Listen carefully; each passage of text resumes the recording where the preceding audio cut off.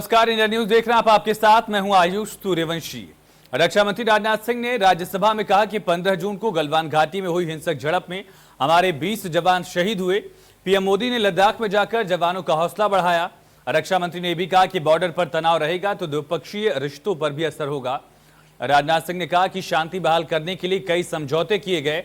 चीन औपचारिक सीमाओं को नहीं मानता, उसकी कथनी और करनी में फर्क है। हमारे जवानों ने चीन को भारी क्षति पहुंचाई है। चीन ने एलएसी की यथास्थिति को बदलने की कोशिश की। राजनाथ सिंह ने कहा कि हमारी सेनाएं सीमा पर मजबूती के साथ डटी हैं और ये भी कहा कि हम इस मुद्दे को शांतिपूर्वक ढंग से सुलझाना चाहते हैं और हम चाहते हैं कि चीनी पक्ष हमारे साथ मिलकर काम करे। हमारी सरकार ने भी सीमावर्ती बुनियादी ढांचे के विकास के लिए बजट को पिछले स्तरों से लगभग दोगुना कर दिया है। इस बात पर भी रक्षा मंत्री राजनाथ सिंह ने जोर दिया है।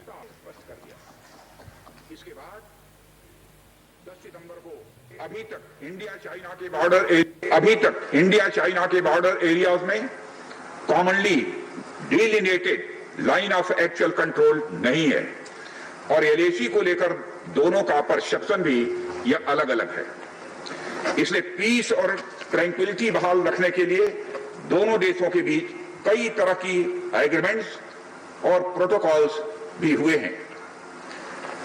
इन समझौतों के तहत दोनों देशों ने यह माना है कि एलएसी पर शांति और स्थिरता बहाल रखी जाए, जिस पर एलएसी की अपनी अपनी रेस्पेक्टिव पोजीशंस और बाउंड्री क्वेश्चंस का कोई प्रभाव नहीं पड़ेगा। इस आधार पर वर्ष 1988 के बाद से दोनों देशों के बाइलेटरल रिलेशंस में काफी विकास भी हुआ है। भारत का मानना है कि बाइलेटरल रिलेशंस को विकसित किया जा सकता है तथा साथ ही साथ बाउंड्री के मुद्दे के समाधान के बारे में चर्चा भी की जा सकती है। यह हम दोनों काम कर सकते हैं, परंतु एलएसी पर पीस और ट्रैंक्विलिटी में किसी भी प्रकार की गंभीर स्थिति का बाइलेटरल रिलेशंस पर निश्चित रूप से असर पड़ेगा। यह बात भी दोनों पक्षों को अच्छी तरह समझनी चाहिए। चाइना अरुणाचल प्रदेश की सीमा से लगे हुए लगभग 90,000 स्क्वायर किलोमीटर भारतीय क्षेत्र को भी अपना ही बताता है। सभापति महोदय, भारत तथा चाइना दोनों ने औपचारिक तौर पर यह माना है कि सीमा का प्रश्न एक जटिल मुद्दा है, जिसके समाधान के लिए पेशेंस की आवश्यकता है तथा इस मुद्दे का फेयर, रीजनेबल और म्यूचुअली एक्सेप्टेबल समाधान शांतिपूर्ण बातचीत के द्वारा निकाला जाए। ये दोनों इस बात पर सहमत हैं। अंतरिम रूप से दोनों पक्षों ने यह मान लिया है कि सीमा पर शांति और स्थिरता बहाल रखना द्विपक्षीय संबंधों को बढ़ाने के लिए यह नितांत आवश्यक है। 1993 और 1996 के समझौते में इस बात का जिक्र है कि एलएसी के पास दोनों देश अपनी सेनाओं की संख्या कम से कम रखेंगे। समझौते में यह भी है कि जब तक बाउंड्री इशू का पूर्ण समाधान नहीं होता है, तब तक एलएसी को स्ट्रिक्टली रेस्पेक्ट और एडहर किया जाएगा और उसका उल्लंघन किसी भी सूरत में नहीं किया जाएगा। सभापति महोदय, इन समझौतों में भारत व चाइना एलएसी के क्लैरिफिकेशन द्वारा एक कॉमन अंडरस्टैंडिंग पर पहुंचने के लिए भी प्रतिबद्ध हुए थे, पूरी तरह से कमिटेड थे। इसके आधार पर 1990 से 2003 तक दोनों देशों द्वारा एलएसी पर एक कॉमन अंडरस्टैंडिंग बनाने की कोशिश की गई, लेकिन इसके बाद चाइना ने इस कार्रवाई को आगे बढ़ाने पर अपनी सहमति नहीं जताई। इसके कारण कई जगहों पर चाइना तथा भारत के बीच एलएसी परसेप्शंस में ओवरलैप बराबर बना रहता है। इन क्षेत्रों में तथा बॉर्डर के कुछ अन्य इलाकों में दूसरे समझौतों के आधार पर दोनों की सेनाएं फेस आसाद की स्थिति का बराबर समाधान निकालती हैं, जिससे कि शांति कायम रहे। वहीं पीएम मोदी के जन्मदिन को सेवा सप्ताह के रूप में बूथ स्तर से लेकर राष्ट्रीय स्तर के कार्यक्रमों के माध्यम से बीजेपी मना रही है। इस दौरान सीएम योगी आदित्यनाथ ने गोरखपुर में दिव्यांगों को किट बांटे हैं। सीएम ने कहा कि पिछले 6 सालों में देश का काफी विकास हुआ है। पीएम ने कश्मीर में धारा 370 खत्म कर भारत को वैश्विक मंच पर सम्मान दिलाया। प्रयागराज का कुंभ क्या अद्भुत कुंभ था। यूनेस्को ने उसे मान्यता दी। सीएम ने कहा कि जो हमारे साथ दोस्ती जैसा व्यवहार करेगा, प्यार करेगा, उसके साथ दोस्ती और दुश्मनों जैसा व्यवहार करने वालों को घर में घुसकर किस प्रकार सबक सिखाया जाता है, ये शौर्य और पराक्रम भारत ने पिछले 6 वर्षों में देखा और महसूस किया। सीएम ने कहा कि शांतिपूर्ण ढंग से पैसा लाकर अयोध्या में राम मंदिर के निर्माण का जो रास्ता निकाला गया, इसके साथ ही काशी में नमामि गंगे योजना सबके सामने है। वैश्विक मंच पर योग को विश्व में प्रतिष्ठा दिलाने का कार्य हो या फिर राष्ट्रीय सबलता के कार्यक्रम, लगातार ये दिखाई दिए हैं मोदी सरकार के कार्यकाल में।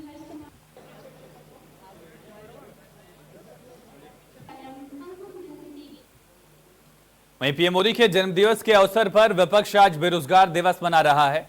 सपा और आम आदमी पार्टी प्रदेश के कई जिलों में प्रदर्शन कर रही हैं। लखनऊ में आम आदमी पार्टी के कार्यकर्ताओं ने प्रदर्शन किया, वहीं सपा कार्यकर्ताओं ने भीख मांगकर अनोखा विरोध प्रदर्शन किया। 4 तस्वीरें आप देख रहे हैं, लखनऊ से लेकर इटावा और औद्योगिक राजधानी कानपुर से लेकर पीएम मोदी के संसदीय क्षेत्र वाराणसी में भी आम आदमी पार्टी और समाजवादी पार्टी, ये दोनों दलों ने बेरोजगारी को लेकर प्रदर्शन किया, सरकार के खिलाफ नारेबाजी की और अपनी मांगों को लेकर सड़क पर उतरे। इटावा में अर्धनग्न होकर समाजवादी पार्टी कार्यकर्ताओं ने प्रदर्शन किया।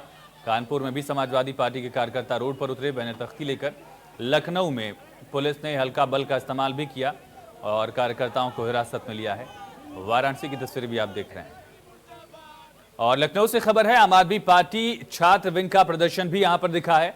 परिवर्तन चौराहे पर आम आदमी पार्टी के कार्यकर्ताओं ने प्रदर्शन किया। योगी सरकार में बेरोजगारों के साथ अन्याय हो रहा है, ये प्रदर्शनकारियों का पक्ष था। दरअसल आप कार्यकर्ता और पुलिस में जमकर झड़प भी हुई। इसके बाद पुलिस ने आप कार्यकर्ताओं को जमकर पीटा। ये तस्वीरें आप देख रहे हैं, आम आदमी पार्टी के कार्यकर्ताओं को पुलिस ने हिरासत में भी लिया। महिला कार्यकर्ताएं भी इसमें शामिल थी, जमकर यहां पर नारेबाजी की गई है। वहीं इटावा में समाजवादी पार्टी के युवा कार्यकर्ताओं ने शहर के शास्त्री चौराहे पर प्रदर्शन किया। प्रधानमंत्री मोदी के जन्मदिन को युवा बेरोजगार दिवस के रूप में मना रहे हैं।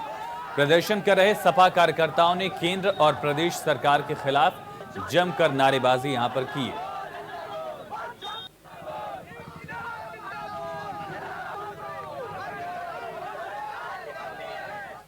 वहीं कानपुर में भी बेरोजगारी को लेकर सफाई कार्यकर्ताओं ने प्रदर्शन किया। पीएम के जन्मदिन को बेरोजगारी दिवस के तौर पर सफाई मना रहे हैं। हाथों में कटोरा लेकर भीख मांगकर प्रदर्शन भी किया। हालांकि पुलिस ने कई कार्यकर्ताओं को हिरासत में लिया। पुलिस और प्रदर्शनकारियों के बीच नोकझोंक की तस्वीरें भी सामने आई, धक्का मुक्की भी हुई है। अर्धनग्न होकर कानपुर में कार्यकर्ताओं ने समाजवादी पार्टी के प्रदर्शन किया, बेरोजगार युवा दिवस के रूप में मनाया।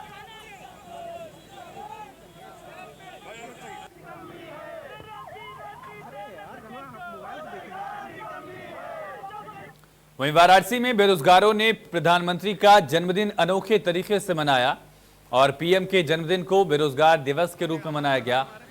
अपने मुंह पर कालिक पोतकर बेरोजगारी का विरोध जताया गया और प्रधानमंत्री को बधाई दी गई है। तस्वीरें भी आप देख रहे हैं, बिजली बिल से लेकर प्रवासी मजदूरों तक की समस्या का जिक्र है। 45 वर्ष में सबसे ज्यादा बेरोजगारी होने पर प्रधानमंत्री मोदी को तंज भरे लहजे में बधाई दी गई।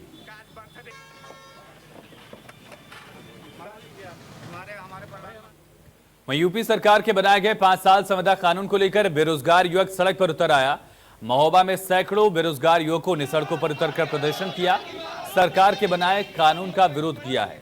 प्रदर्शनकारियों ने कहा कि आज बेरोजगारी अपनी सीमा पार कर चुकी है, अर्थव्यवस्था गिर चुकी है।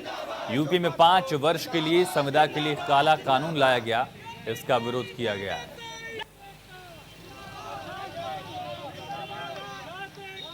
वहीं लखनऊ में सफाई कर्मियों ने भी काम का बहिष्कार किया। दरअसल वेतन न मिलने के कारण काम नहीं किया गया। कर्मचारियों की तरफ से बीवीजी कंपनी पर एयरपोर्ट पर सफाई की जिम्मेदारी है। कंपनी पर कर्मचारियों ने 4 महीने से सैलरी न देने का आरोप लगाया और लखनऊ एयरपोर्ट के बाहर कर्मचारी धरना प्रदर्शन कर रहे हैं, नारेबाजी भी की है कंपनी के खिलाफ और वेतन की मांग की, सैलरी की मांग की।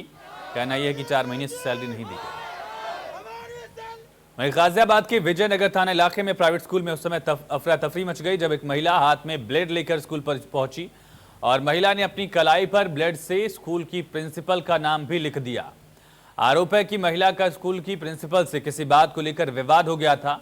इसके चलते महिला ने स्कूल परिसर में पहुंचकर इस हरकत को अंजाम दिया। स्कूल की तरफ से महिला के खिलाफ शिकायत भी दर्ज कराई गई है। पुलिस पूरे मामले में तहकीकात कर रही है, तफ्तीश कर रही है पुलिस। गाजियाबाद के विजयनगर इलाके का मामला है।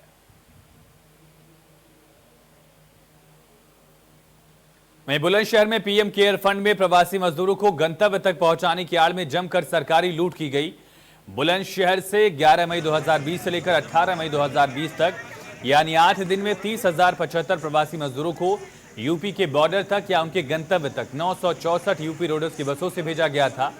इसका भाड़ा यूपी एसआरटीसी ने 11,40,40 रुपए बुलंदशहर के जिलाधिकारी रमीन कुमार की अनुशंसा पर पीएम केयर फंड से वसूला है।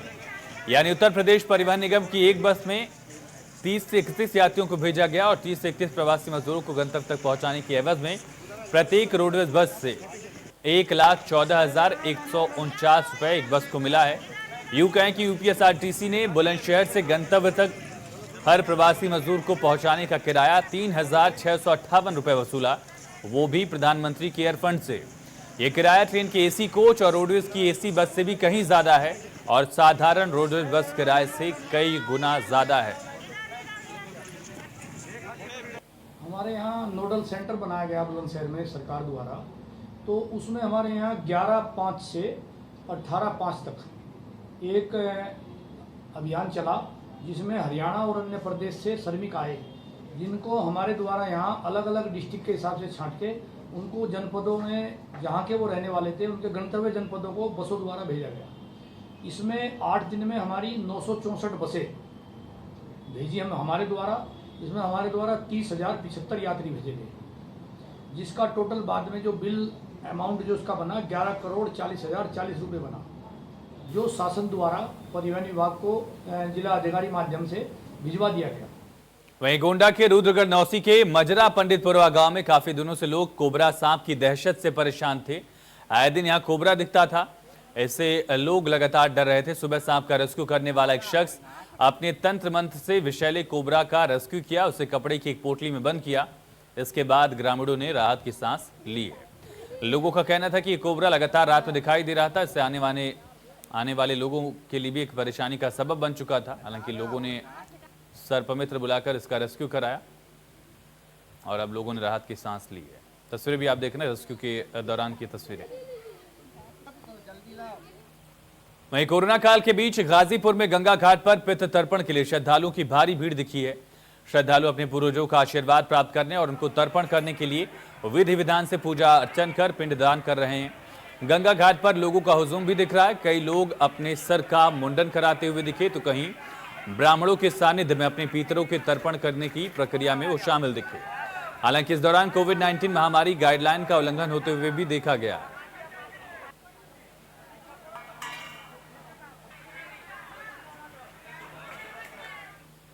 पितृपक्ष पखवाड़े के अंतिम दिन आज शिव की नगरी काशी में गंगा तटों पर अपने पूर्वजों की आत्मा की शांति के लिए श्रद्धालु घाटों पर पहुंचकर विधि विधान से तर्पण और पिंडदान कर रहे हैं। इस अवसर पर सभी घाटों पर मेला सा माहौल भी दिखा। भारी भीड़ की वजह से कुछ श्रद्धालुओं को पुरोहितों का घंटों इंतजार भी करना पड़ा। मान्यता के मुताबिक ऐसा करने से घर परिवार में साल भर सुख शांति बनी रहती है और पूर्वजों की आत्मा को भी शांति मिलती है। ये परंपरा है। अपने पितरों को श्रद्धा देने के लिए, सम्मान देने के लिए, या ये कहिए कि याद करने का पखवाड़ा, पितृपक्ष का अंतिम तिथि आज अमावस्या है, जिसे पितृविसर्जन के नाम से जानते हैं। हम दशाश्वमेध घाट पे हैं और इस घाट पे आप देख सकते हैं कि तमाम श्रद्धालु अपने पूर्वजों के आत्मा के शांति के लिए, मोक्ष की कामना के लिए श्राद्ध कर्म कर रहे हैं, पिंडदान दे रहे हैं। पिंडदान के बाद ये घाट पे जाते हैं और वहाँ पे जल तर्पण देते हैं। ऐसा माना जाता है कि इस पखवाड़े में सबसे करीब पूर्वज हमारे करीब होते हैं, सबसे पास होते हैं और यही वजह है कि लोग बड़े ही श्रद्धा से और बड़े ही जुगत से श्राद्ध के इस क्रिया को संपन्न करते हैं। घाट के और दूसरी जगहों को आपको दिखाएंगे। देखिए ये दशाश्वमेध घाट और दशाश्वमेध घाट पे खचाखच भरी हुई भीड़, जिस तरफ भी आपकी नजरें जाएंगे लोग बड़े ही श्रद्धा के साथ श्राद्ध कर्म कर रहे हैं। ब्राह्मण लगातार उन्हें इस बात के लिए निर्देशित कर रहे हैं कि वो पिंड के साथ किस ढंग से अपने को मंत्र उच्चारित करें, किस ढंग से पिंड को स्थापित करें। और यही नहीं, यदि सबसे जो बड़ी बात है वो ये कि कुछ श्रद्धालु आपको इंतजार करते हुए भी दिख जाएंगे कि ब्राह्मण खाली हो तो उनके कर्मों की शुरुआत की जाए, उनके श्राद्ध कर्म की शुरुआत की जाए। समझा जा सकता है कि ये कमोबेश स्थिति बनारस के सभी घाटों का है। रही बात कोरोना काल है, उम्मीद ये था कि लोग नहीं आएंगे, भीड़ कम होगी, लेकिन सोशल डिस्टेंसिंग से लगाए तमाम ऐसी बातें यहाँ पे धता हैं और ये कहा जा सकता है कि धर्म और आस्था के आगे कोरोना जैसी महाबीमारी को लोग भूलते नजर आ रहे हैं, या ये कहा जाए कि लापरवाह नजर आ रहे हैं। अभिषेक के साथ संतोष ओझा, इंडिया न्यूज, वाराणसी। कल छल छल बहती गंगा और गंगा के इस लहरों में लोगों का स्नान करना, ध्यान करना, तर्पण करना, ये सब इस बात की ओर इशारा करता है कि लोग आज भी अपने पूर्वजों से, आज भी अपने परिजनों से और आज भी अपने लोगों का सम्मान और उनका आदर करना जानते हैं। क्योंकि आज अमावस्या का दिन है, पितृपक्ष पखवाड़े का अंतिम दिन है और 16 दिन का ये पखवाड़ा, या ये कहा जाए कि 16 दिन का ये सम्मान देने वाले कार्यक्रम का आज समापन हो जाएगा। आइए हम सबसे पहले व्यक्ति को दिखाते हैं कि पिंडदान आखिर क्यों करते हैं। देखिए, सबसे पहले इस वेदी को आप देखिए, ये वेदी बनाई जा रही है, मिट्टी की पेड़ा बनाई जाती है, इसके ऊपर कूस टूट के लगाए जाते हैं, जो आप देख रहे हैं दृश्य, इस दृश्य में आप देख रहे हैं। और इसके बाद ब्राह्मण की ओर हम आपकी ओर इशारा करेंगे। ब्राह्मण लगातार मंत्र पढ़ के 13 पिंड को बनाए जाते हैं और 13 अलग अलग पिंड अलग अलग परिवार के लिए, अलग अलग परिवार के सदस्यों के लिए आमंत्रित किया जाता है। पंडित जी को सुनिए आप। लक्ष्मी स्वरूप माता, माँ का नाम रखा। ये देखिए, माँ के नाम का पिंड रखवा रहे हैं, लेकिन इनमें जिनकी माँ अभी होंगी जीवित, उन पिंड को नहीं रखेंगे। और इसी क्रम में दादी की भी जो सास थी, वो उन लोगों को 3 पुस्तक के लिए दिया जाता है। और इस तरह अलग अलग देने के बाद, पिंड को स्थापित करने के बाद उनको आह्वान किया जाता है, उनको गंध, पुष्प, मिष्ठान और वस्त्र समर्पित किया जाता है। और उसके बाद जो अंत में होता है, वो अंत ये होता है कि उनकी आरती और पूजा करने के बाद उन्हें फिर से अपने लोक में, ये कहा जाए कि फिर से उन्हें वापस जाने का निवेदन किया जाता है। ये श्राद्ध का पूरा कर्म होता है। सबसे जो खास बात होती है कि श्राद्ध में, यदि हिंदू सनातन धर्म की बात करें तो सनातन धर्म की जो खासियत है, खूबसूरती है, वो खूबसूरती ये कि निश्चित तौर पे हम अपने परिजनों को तो देते ही देते हैं, साथ ही साथ उन लोगों को भी देते हैं जो आपसे जुड़े हुए लोग रहते हैं, जैसे आपके काम करने वाले लोग हों, आपके परिवार के लोग हों, आपके घर में पाले हुए जानवर हों, यहाँ तक कि पुष्प और जो वनस्पति जिसे हम पेड़ पौधा कहते हैं, उन पेड़ पौधा को भी हम जल देते हैं, उनके निमित्त मात्र उन्हें याद करते हैं, सुमिरन करते हैं, या ये कहा जाए कि उनका हम थैंक्स करते हैं। ये दशाश्वमेध घाट का दृश्य है। और कामोबेश यदि हम बनारस के दूसरे घाटों की बात करें तो इसी तरह का दृश्य, इसी तरह का नज़ारा, इसी ढंग की श्रद्धा और इसी ढंग की आस्था आपको हर तरफ दिखेगा। ये अलग चीज़ है कि गंगा बढ़ाव के बाद इन दिनों घटाव पे रहती है, लिहाजा जगह जगह गंदगी, जगह जगह मिट्टी का अंबार और जगह जगह बैठने की जो समस्याएं हैं वो आप देख सकते हैं। लेकिन बावजूद उसके यदि हम श्रद्धा की बात करें, विश्वास की बात करें, तो ये आप कह सकते हैं कि श्रद्धा और विश्वास में कहीं से कोई कमी आपको नज़र नहीं आएगी। लोग बड़े ही श्रद्धा के साथ इंतजार करते हैं अपने बारी का और श्राद्ध कर्म करके अपने पूर्वजों को न केवल सुमिरन करते हैं, याद करते हैं, बल्कि उनसे ये चाहते हैं कि उनके घर और परिवार को बनाए रखने में वो मदद करें। पिंड के विषय में हम आपको बता दें, पिंड अमूमन या तो चावल, पके हुए चावल, या फिर जौ का आटा या खोआ से बनाया जाता है। लेकिन अब ज़्यादातर यदि देखा जाएगा तो जौ के आटा से ही बनता है, जिसमें तिल, मधु, घी आदि चीज़ों का समावेश किया जाता है। आप समझ सकते हैं कि निश्चित तौर पे जो परंपराएं हैं, जो सिस्टम है, वो सिस्टम अपने आप में इतनी सुदृढ़ और इतनी मजबूत है कि लोग न केवल इससे बंधे हुए हैं, बल्कि यदि ये कहा जाए कि कोरोना जैसे महाकाल में भी, कोरोना जैसे इस महामारी में भी, इस भय के आतंक में भी लोग अपने परिजनों को न केवल याद कर रहे हैं, बल्कि उन्हें याद करके उनसे इस बात का निवेदन कर रहे हैं कि वो बने रहें, खुश रहें और साथ ही साथ आशीष इस बात का दें कि उनका भी घर परिवार, समाज संपन्न और खुश रहे। खबर गोंडा से, जहां पर मौसम का मिजाज बदला, बारिश से मौसम सुहाना हो गया है। हल्की फुहारों के साथ बारिश हुई और बारिश से लोगों को भी राहत मिली है। लगातार उमस से लोग परेशान थे, किसानों के चेहरे भी खिल उठे हैं।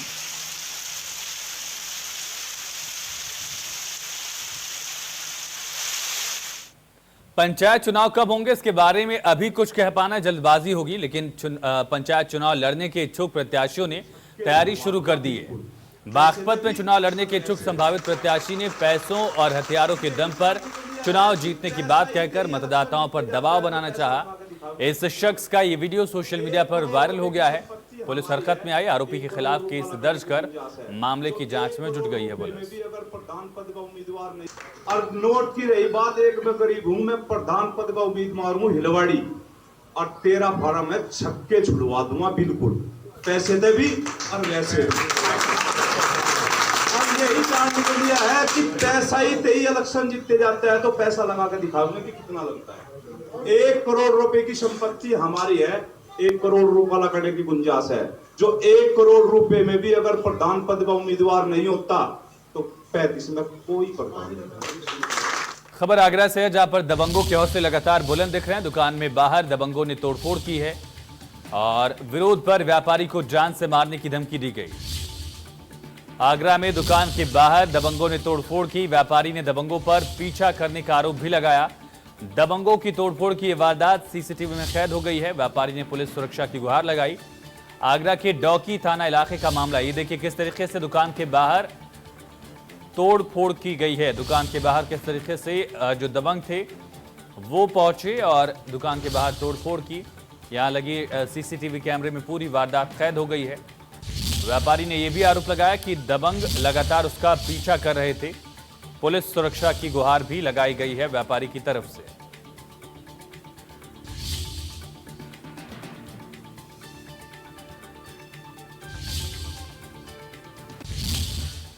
वहीं पीलीभीत के बिलसड़ा पुलिस को बड़ी कामयाबी हाथ लगी। पुलिस ने शाहजहांपुर के रहने वाले चंद्रसेन को गिरफ्तार किया। चंद्रसेन बिलसड़ा के पहाड़गंज गांव में रहकर अवैध असलाह फैक्ट्री संचालित कर रहा था।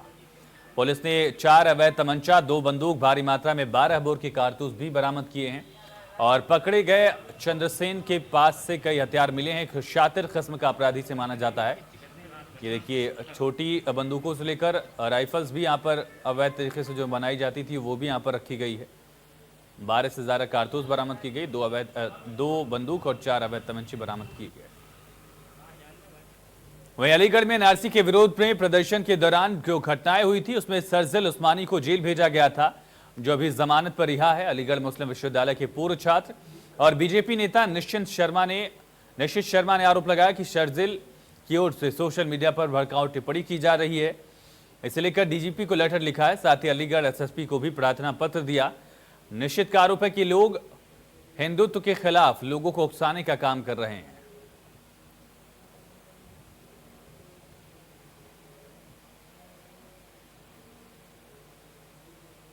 बिजनौर में हाईकोर्ट के नोटिस पर घर पर समन तामील कराने गई पुलिस टीम पर घर की महिलाओं और लोगों ने हमला कर दिया। लोगों ने पुलिस को घेर कर पथराव किया और इतना ही नहीं, महिलाओं ने पुलिस कर्मियों की आंख में मिर्च पाउडर भी झोंका। हादसे में कैसाई चोटिल हो गया। फिलहाल पुलिस ने 5 नामजद आरोपियों को गिरफ्तार कर लिया है, जबकि दर्जन भर पत्थरबाजों के खिलाफ भी मामला दर्ज कर पुलिस कार्रवाई कर रही है।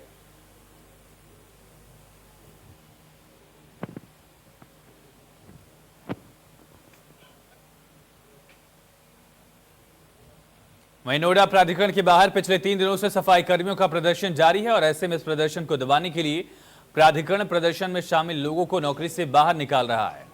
एक सफाई कर्मचारी अनिल ने देर रात नौकरी से निकाले जाने के बाद आत्महत्या करके अपनी जान दे दी। परिवार का आरोप है कि प्राधिकरण की तरफ से उनसे कहा गया था कि अगर आप प्रदर्शन में शामिल रहेंगे तो आपकी नौकरी ले ली जाएगी और अनिल लगातार सफाई कर्मचारियों के साथ प्रदर्शन कर रहा था। प्राधिकरण ने उसकी नौकरी छीन ली, जिससे परेशान होकर देर रात अनिल ने फांसी लगाकर खुदकुशी कर ली। फिलहाल पुलिस ने शव को पोस्टमार्टम के लिए भेजा है। आगे पुलिस तफ्तीश कर रही है।